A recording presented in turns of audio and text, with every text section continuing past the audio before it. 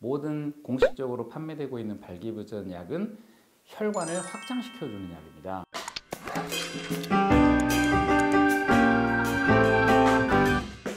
안녕하십니까. 골든만 비뇨기과 민승기 원장입니다. 오늘은 그 발기부전에 사용하는 발기부전 약물 치료에 대해서 잠깐 말씀드려보도록 하겠습니다. 실제로 이제 여러 가지 이유로 그 발기부전 약을 찾으시는 분들이 상당히 많으신데요. 저희가 이제 실제 환자분들한테 약을 권하게 되면 조금 꺼려하시는 분들이 계시거든요. 그 부작용 우려 때문에 그렇습니다. 이게 처음에 약이 발매된 게 90년대 중반인데요. 그 당시에 이제 미국에서도 그렇고 우리나라에서도 그렇고 처음 발매된 대표적인 발기약이 비아그라인데 그거 먹고 사망 사건이 몇 건이 있었거든요. 그래서 이제 막연하게 발기부전 약은 부작용이 있고 위험한 약이다 이렇게 알고 계신 분들이 계십니다. 그렇지만 실제로는요, 이게 그렇게 부작용이 많은 약은 아니거든요. 결국 이 모든 발기부전 약은 성분이 조금 다르긴 하지만 모든 공식적으로 판매되고 있는 발기부전 약은 혈관을 확장시켜주는 약입니다. 처음에 초창기에 이 약을 먹고 사망 사건이 일어났었던 거는 기존에 심장이 굉장히 안 좋으셔가지고 협심증이 심하셔서 심장 혈관 확장제를 아주 강력한 약을 드시는 분들께서 사전 정보 없이 이 심장 혈관 확장제와 발기부전 약을 동시에 드셔가지고 지나치게 혈관이 확장이 돼서 저혈압 쇼크가 일어나서 사망사고가 생겼던 게 원인이거든요.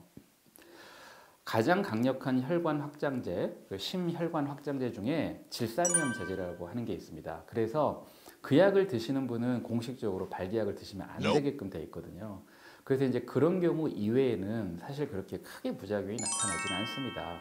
그래서 항상 발기부전 약을 드실 때는 전문의와 상의를 하셔서 내가 복용 중인 약 중에 질산염제제가 있는지 없는지는 꼭 확인을 받으셔야 되고요. 그것만 없다고 하면 약을 드셔도 안전합니다. 사실 요즘에 이제 간혹 질산염제제를 드시는 분들 중에서도 아주 조심스럽게 시간 간격을 조절을 한다든가 해가지고 발기부전 약을 사용하시기도 하고요. 큰 문제 없이 사용도 가능하기 때문에 전문의와 상의하셔서 결정을 하시면 될 것 같습니다. 그리고 또 가끔 환자분들께서 이런 말씀들을 물어보시는데 꼭 병원에서 처방을 받아야만 되느냐, 처방받지 않고 그냥 온라인이나 인터넷에서 구매해서 약 먹는 건 어떠느냐. 공식적으로 우리나라에서는요, 그런 게 다 불법입니다. 즉 온라인이라든가 이런 홈쇼핑에서 발기부전 약, 우리가 흔히 이제 저희가 처방을 드려서 살 수 있는 약하고 똑같은 이름의 약이라 하더라도 정식 제품이 아닐 가능성이 굉장히 많은 겁니다. 예를 들어서 뭐 해외에서 일수로 들어온 약도 있을 수 있고요. 정말 그 유사하게 만들어서 모양과 성분과 이름을 똑같이 만들어서 판매되고 있는 약들이 상당히 많거든요. 실제로 한참 오래전이긴 하지만 그거를 수거해서 분석을 해본 경험도 있습니다. 그 모 단체에서. 그랬더니 그 중에 상당히 많은 약재들이 함량도 다르고 가짜 약이고 이런 경우가 많았었거든요. 그래서 이 처방받지 않는 약은 상당히 주의를 요하고 어차피 병원에 오시는 게 어려우시지만 오셔서 상담하시고 여러 약을 자기한테 맞는 약을 상담하고 나서 처방받아서 드시는 게 가장 좋고 확실한 방법이라고 생각이 됩니다. 그리고 이제 그 발기부전 약을 복용하는 방법, 이것도 상당히 중요한데요. 실제로 이제 발기부전 약을 드시고 효과가 없었다, 그래서 뭐 먹기 싫다 이런 분들도 꽤 많으신데요. 이 복용 방법에 따라서도 차이가 분명히 있습니다. 일단 원칙적인 거를 말씀을 드리면 음주 후에 발기부전 약을 드시면 효과가 떨어집니다. 특히 이 비아그라 성분은 음주 후에 약을 드셨을 때 흡수율이 떨어지면서 효과가 많이 떨어지기 때문에 음주 후에 발기약을 드시는 거는 조금 삼가시는 게 맞고요. 그 다음에 이제 우리 그런 거 있잖아요. 내가 오늘 몸이 굉장히 힘들고 피곤하다, 내가 스트레스가 심하다, 그런 날은 사실 자연 발기력도 좀 더 떨어진 상태거든요. 그래서 이제 그럴 때 약을 드시면 약 효과가 조금 덜 느껴지실 수도 있습니다. 그리고 어차피 약이라는 게 우리가 이제 복용을 하면 이제 위장을 통해서 흡수가 돼가지고 작용이 되는 건데, 예를 들어서 식사를 막 하고 나서 음식을 소화를 시켜야 되는데 그 상황에서 약을 드시면 약 흡수가 더 늦어질 수 있거든요. 그래서 사실 발기부전약은 약간 공복 상태에서 드시는 게 효과가 훨씬 더 좋습니다.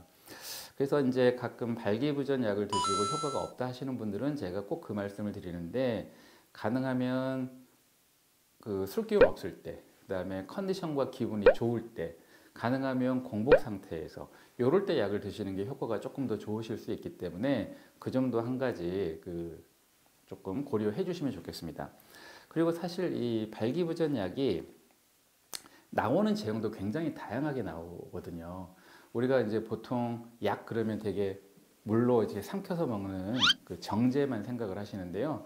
발기부전약은 정제도 있고 얇은 필름으로 나와서 입에서 녹여서 먹는 약도 있고, 가루약으로 돼 가지고 그냥 물에 타서 마시거나 입에 털어 넣는 약도 있고, 씹어 먹는 그냥 과자처럼 나온 알약도 있고 그렇거든요. 사실 이 제형에 따른 차이는 없습니다. 그냥 내가 가장 복용하기 편한 방법을 찾으시면 되거든요. 굳이 뭐 꼭 물을 통해서 삼키는 약을 고집하실 필요는 없다는 거죠. 뭐 예를 들어서 필름형 제제는 가지고 다니기가 굉장히 편하거든요. 얇게 되어 있기 때문에 이제 지갑에 넣어가지고 다니고 가지고 다니실 수도 있고요. 또 이제 산제나 추우정, 그러니까 씹어 먹을 수 있는 약들은 물이 없을 때에도 바로바로 그냥 씹어서 먹거나 입에서 녹여서 먹을 수도 있기 때문에 그런 장점도 있습니다. 그래서 이런 발기약 제형도 굉장히 다양하고 제형에 따른 효과 차이는 없다. 내가 그냥 복용하기 편한 제형 제제를 찾으면 된다. 이렇게 생각을 하시면 좋겠습니다. 감사합니다.